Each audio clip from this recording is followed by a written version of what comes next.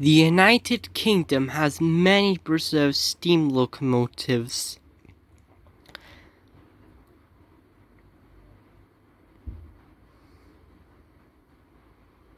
Some were lucky enough to be restored to full working order to do rail tours around the country. Some were rescued and they were restored and put into a museum. And some were lucky enough to be restored to work on a heritage railway.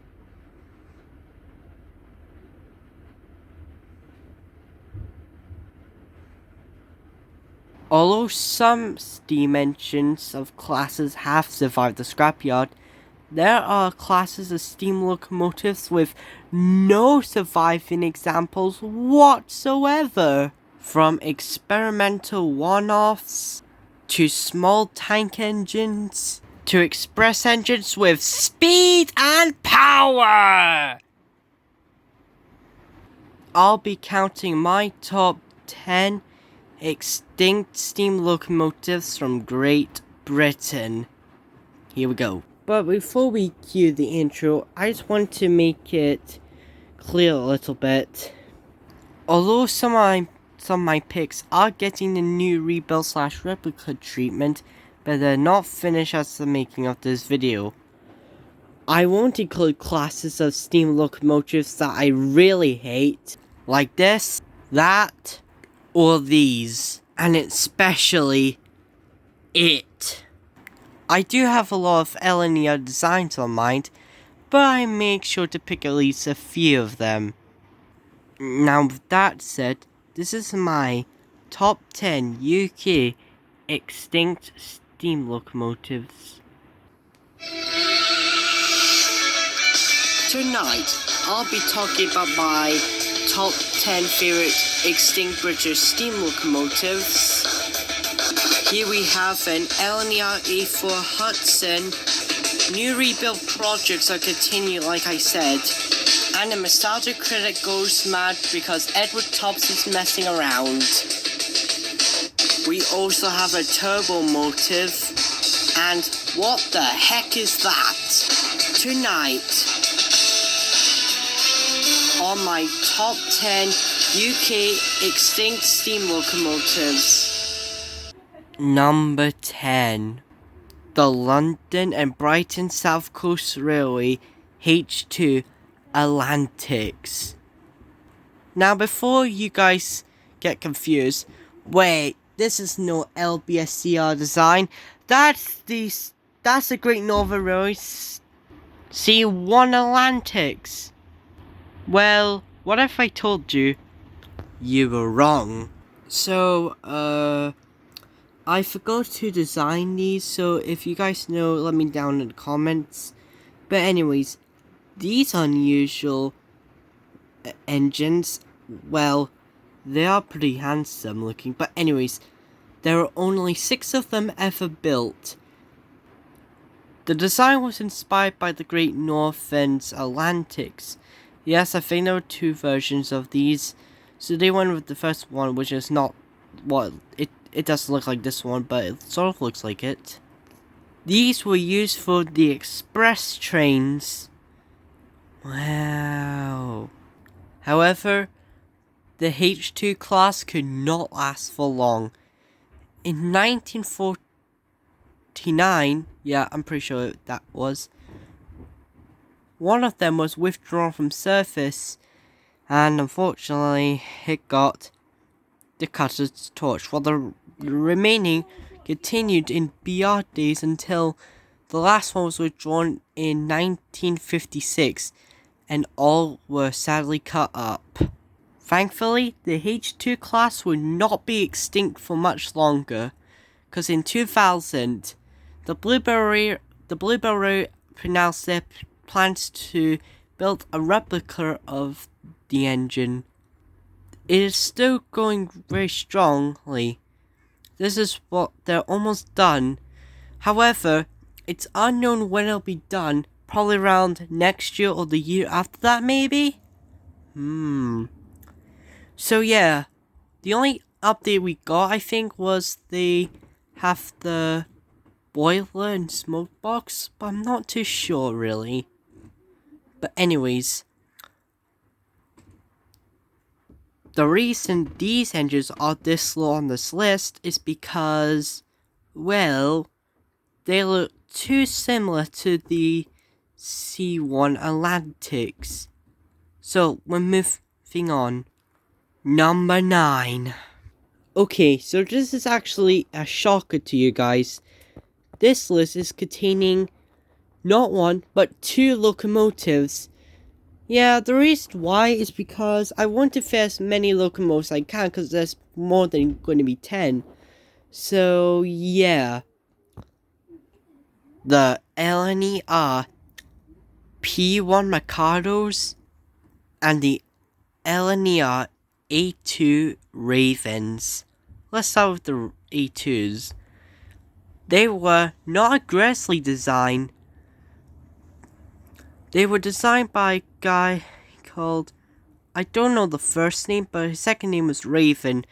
So we got the name of the class. There were only 5 of these ever built. These were used for express trains, but I think they also did goods work as well. They were very good. They work hard and got the trains on time. However, something happened. The third member of the class, 2402, was given a sort of an upgrade. Those upgrades included extending the smoke box and rising up the buffer beam. Yeah, I think I'm right. However, it did not work that well, and between 1930 and 1933, they were withdrawn from service and scrapped, making the LNER A2 Ravens the first official LNER engines to get scrapped. At least I think. Bradley Thomas fandom wanted this design of engine to get the new rebuild/replica treatment, and I agree with him. In fact, I'd really like to see these in person. Okay, now to the P1 Mikados. The P1 Mikados were designed by Sir Nigel Gresley. They were the first Mikado type steam locomotives in Great Britain. They were not designed for the express trains, but instead pulled some coal trains, I believe. There were only 2 of them built, those being 2393 and 2394. There was never a 2395 or 2391 or whatever. So yeah, remember on my top 8 worst steam locomotives? I mentioned they were successful. I was kind of wrong, but they were a little bit successful. They did have a few problems though, and I'll get to it right now. So basically, these locomotives were coal hungry. I'm not even making it up. They were coal hungry machines. However, when 2394 was going on a passenger train, the firemen were glad that they managed to stop. He said, managed to stop for a break at Peterborough. I think that's what he said. And they both have turbo boosters, I think. I might be wrong. But they were eventually removed. Sadly, during World War II, Edward Thompson had both P1s withdrawn from service and scrapped. And it was so unfair because someone with the bitter heart could have saved one or perhaps both members of the class. This isn't the last we see of Edward Thompson on this list, folks. And one more thing before I go. Am I the only person that thinks the P1 should get the new rebuild treatment? Let me know in the comments. Number 8. LNER 1000, otherwise known as Hush Hush. I forgot what type of engine this is, but I'm going to refer it as Hush Hush. So, Hush Hush was built between, I forgot what year, I may make a guess, I think it was 1924 or 34, yeah, I'm pretty sure it's between those. But anyways, so Nigel Gresley came down to Scotland one day and asked for a 2-3 boiler thing. I'm not really that good at history with steam locomotives, but however, basically this image right here, yep, that was the boiler, baby. It had like, hang on, let me check. Alright, I just got you guys some information. This boiler was made at Yarrow. This boiler was designed by Yarrow Yard, and this was made in this yard called Yarrow Shipyard in Glasgow. Yeah, I just got that for you. This boiler was insane. This is a water tube boiler, which you most likely find on ships. I also found out it's a W1 class, so forgive me, really, if you ask. The 10,000 had 4 compact cylinders, I think. Unlike the other LNR engines made by Gresley, this was made for high pressure.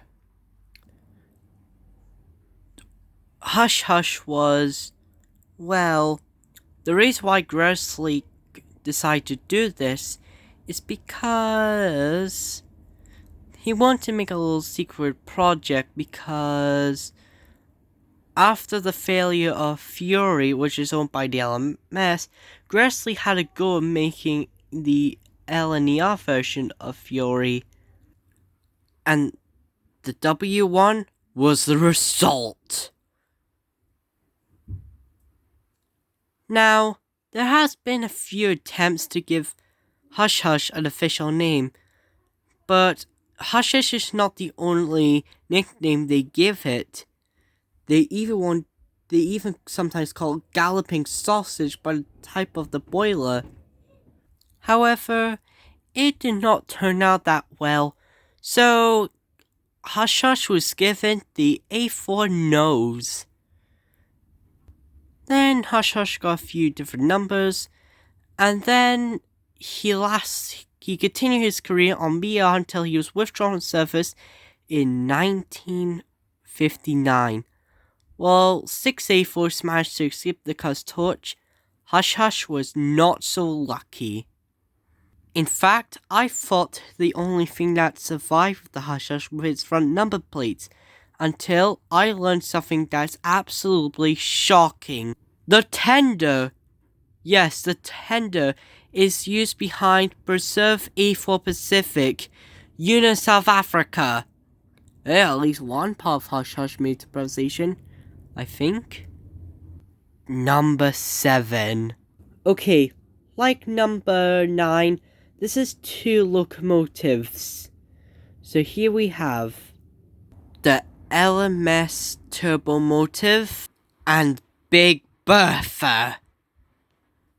Like the A2s and P1s, they have 2 things in common. 1, they're both from the LMS, and 2, they're both experimental one-offs. Let's start with the Turbomotive. So the Turbomotive was designed by Sir William Stanier. Basically, it's a different version of the Princess Royals. This was supposed to be a Princess Royal, but Sir William Stanier was like this. Screw that. Let's make a Turbomotive. And no offense to any American people, but unlike the turbo motors in America, this one was far from disappointing. It was very successful. And I believe it went a little bit faster than what it was supposed to be. Unlike, I think it went a little bit faster than that, but I think because if you don't know, the Princess Royal's top speed is 71 miles per hour. That's not that bad, but it's not that good either. But anyways, they were very good.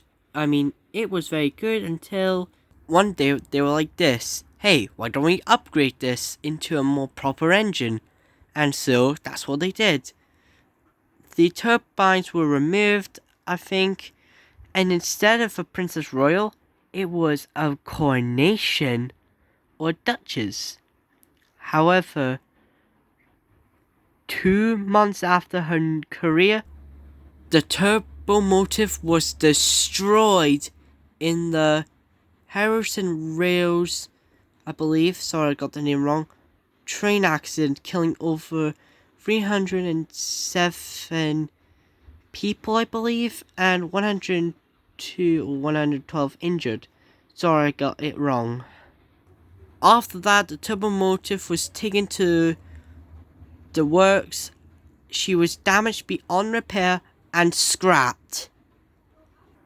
However, Big Bertha, on the other hand, had a more simpler life. She was only built for one thing. That thing was to push trains at the Wiki incline. So basically, if there's a train stuck on top, she'd come and help them and push them to the top. She was very good at it. She was a hard worker. And some people think nothing bad could ever happen to her. Yeah, she was a hard worker. Basically, she had the number 22290, and her number was changed to 58100. So I stuttered for a minute there. Sadly, Big Bertha could not last that long. She was withdrawn in 1958 and scrapped later that year. Her headlight was given to the 9F, who took her place on the Wiki incline. Till this day, no one has ever made an attempt to give Big Bertha or the turbo motive any rebuild treatment. Do you think they deserve it? I think they do. Number 6. The Great Western Railway's County Class and the London Brighton South Coast Railway K Class. These machines, if you look closely, they're not a Pacific. This is not an LBSCR design. So we're going to start with this one first. They were designed by D.D.E. Marsh, I think. Only 17 were built. They were built in Brighton Works in 1913 and 1921. They were put on light passenger trains, I believe. Am I wrong? They might be on goods, but I think they're mostly on passenger works. They were very successful. When they went to the Southern Railway, they had a B in the front, but it was later replaced with a 2. Don't know why that is. Sadly, the K class could not last for long. They were withdrawn between November and December 1962 and scrapped later on. Jeez. Now let's get back to the county class.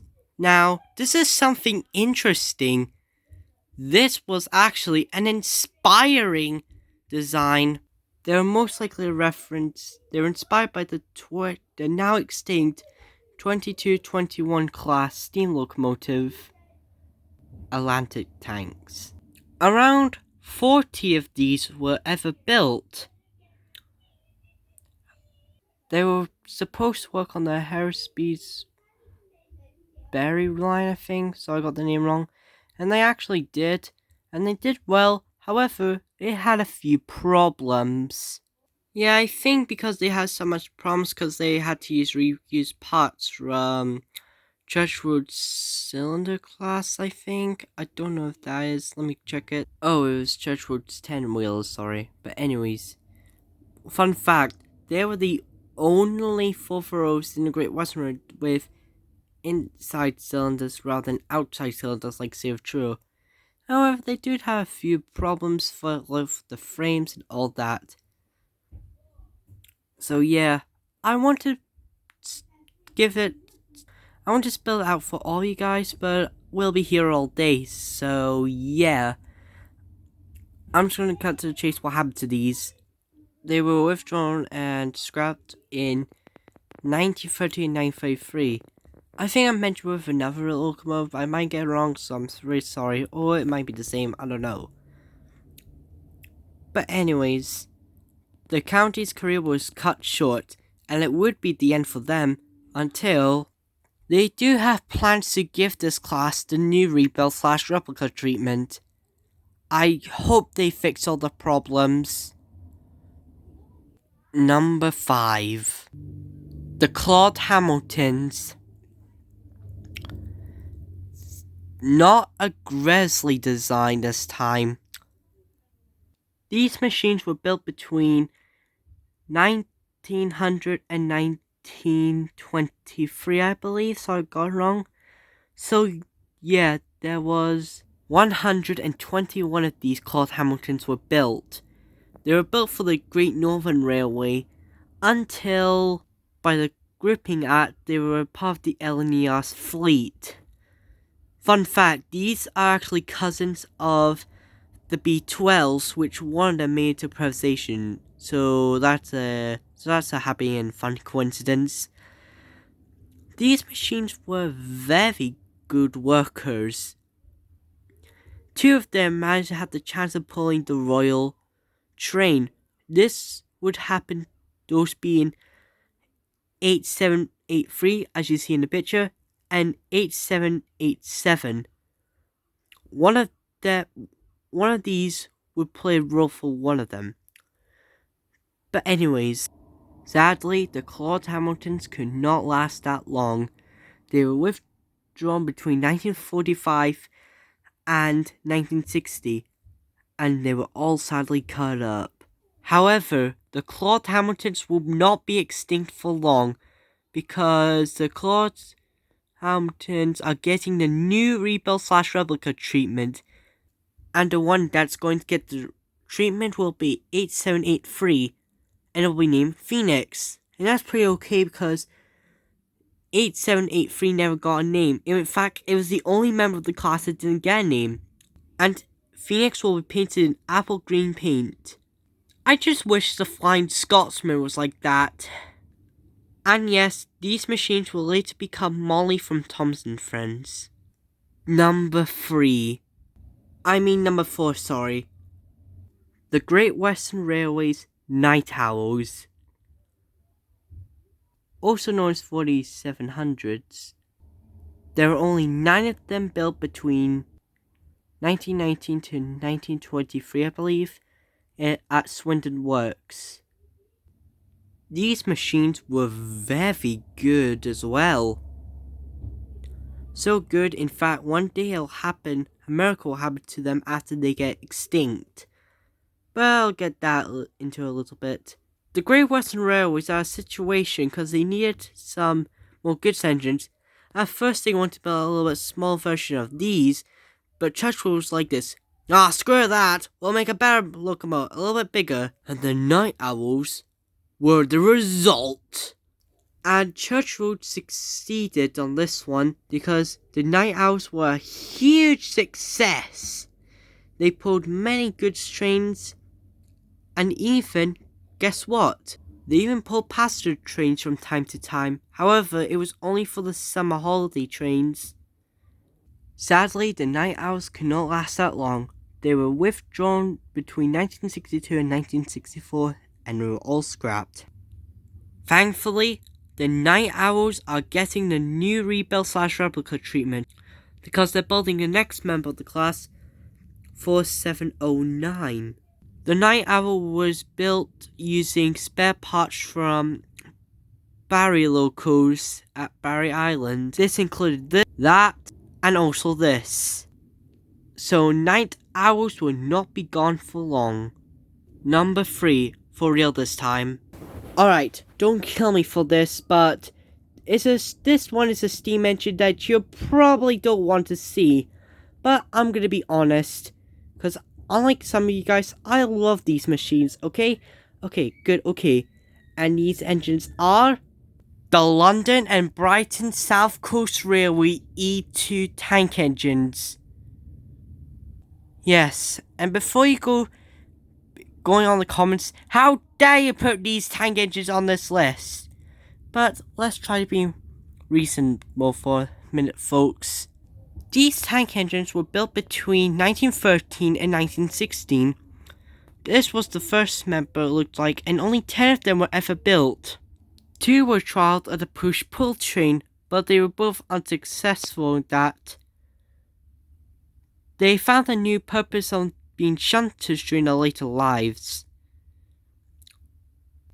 Yep, but despite their problems, the E2s managed to last for, get ready for this, 50 years. The max life for a steam engine working on a normal railway is 30 years, nothing more or nothing less.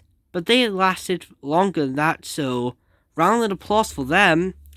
And gold star for you, buddy.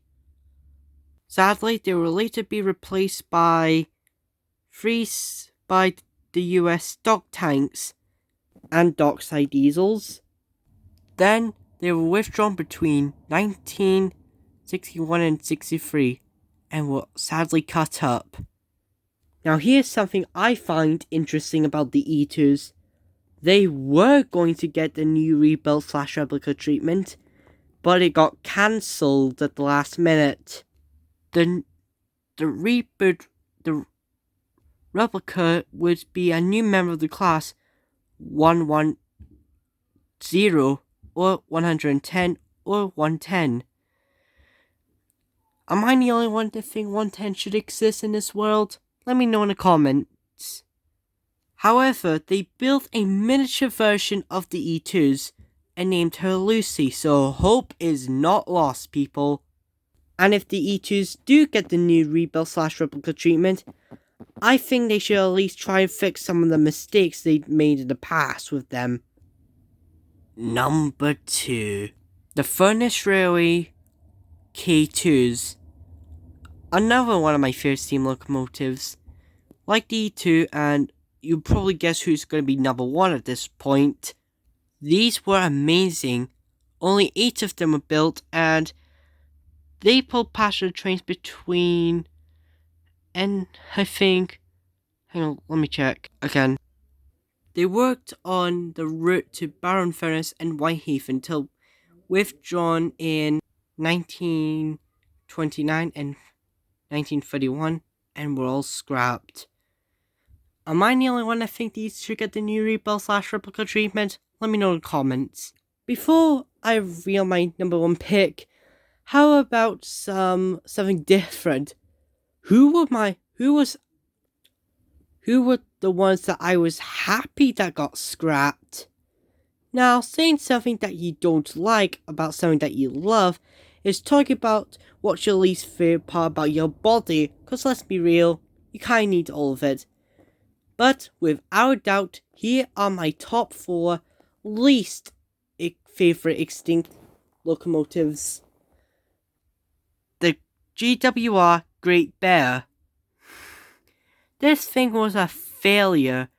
Although it was the first Pacific locomotive built in the UK, it was nothing but an embarrassment. This thing was rubbish. Then we came to Lancashire Yorkshire Railway DLX Goods. They have all the worst traits of a Super D, and looking at them in photographs, I can't see why. They're ugly, crude, basically awful. Over 900 were made and none of them survived beyond the 1930s. I wonder why that is. Maybe because they're rubbish. Then we also got Bullied's Leader. There are many reasons why I despise these machines. Number 1, just look at it. Number 2, it was supposed to be a replacement for the old N7 tank engines. But they weigh twice as much, so making them a bit useless on branch lines. Number 3, just look at it. Number 4, with its open and door cabs, it's supposed to make life for the crew a luxury. But it only managed half of that because the firemen still had to work in a cupboard where the firebox was. A bullied specifics like an Intercube on a hot summer's day. But this must have been like an incinerator.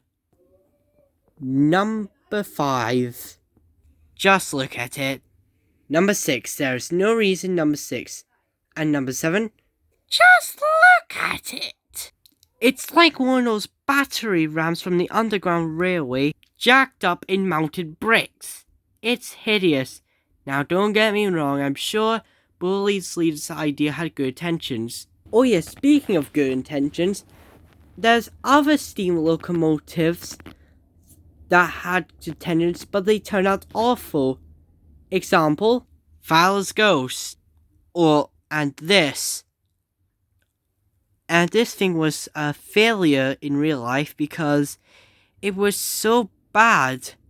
I mean, this thing was a failure. No wonder it got withdrawn and scrapped because it barely can't do anything. And I like to call this E.T., or better yet, a miniature engine on steroids. So this is Mike, Rex, and Bert on steroids. And of course, there's my least favourite of them all. The LMS Garrett's. Don't you roll your eyes at me. You know this engine was coming from a mile away. Not only this engine had a rubbish design, but it was underpowered that much despite its size. It did well with pulling trains, but it was outnumbered by the 9Fs, which were a little bit small but more powerful than them. The only reason why people like these things now is because they're bigger. They're bigger. But bigger isn't everything, or bigger isn't always better. Now we got that out of the way, now let's get to my number 1 pick of extinct British steam locomotives. And it's pretty obvious at this point. The LNER. And my number 1 most favourite steam locomotive that got extinct is, it's kind of obvious. The LNER P1 Mikados. Yes, I am that much of a Grizzly guy and LNER guy. Let's get to it. So there were 6 of these ever built, and the star attraction was the first one, Cochrane North. Later on in our lives, 2 of them were given it the first who were kept normal while the others followed suit, got the LA4 nose treatment, and the other 2 being Cochrane North and the Earl Marshall also follow suit with the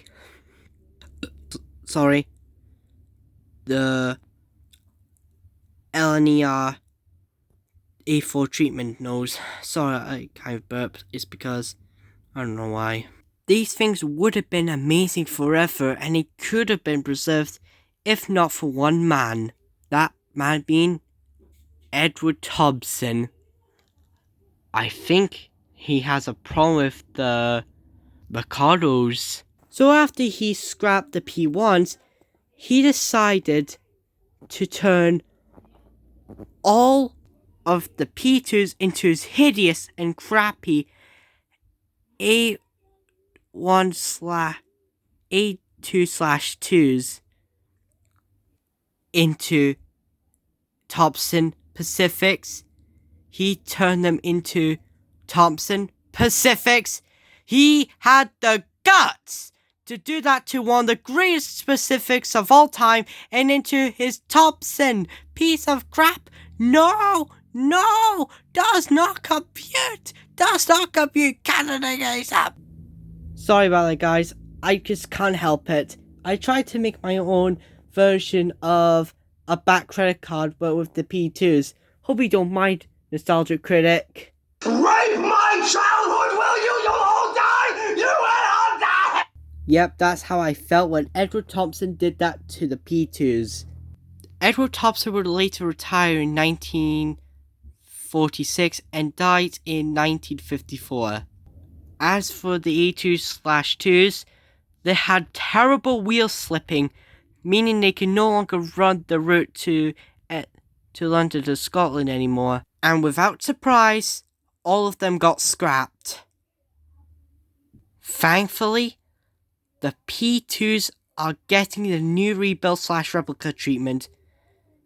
One of them is a replica of Cochrane North, and the other is the well-known Prince of Wales, a new member of the class. And according to the Wikipedia, Prince of Wales will be finished in next year or the year after that. So just think, Edward Thompson turned all of the P2s into his A2/2s, and he just ruined, and the world was over till one day, in the sequel, years later, they came back in their glorious and marvelous condition. This sad but happy ending what decided to make me put these express engines the #1 spot on my extinct British steam locomotives list. I hope you guys enjoyed this video. If you like it, I hope you enjoyed this. If you like it, please subscribe and give me a thumbs up. I'll see you guys in the next video. Bye.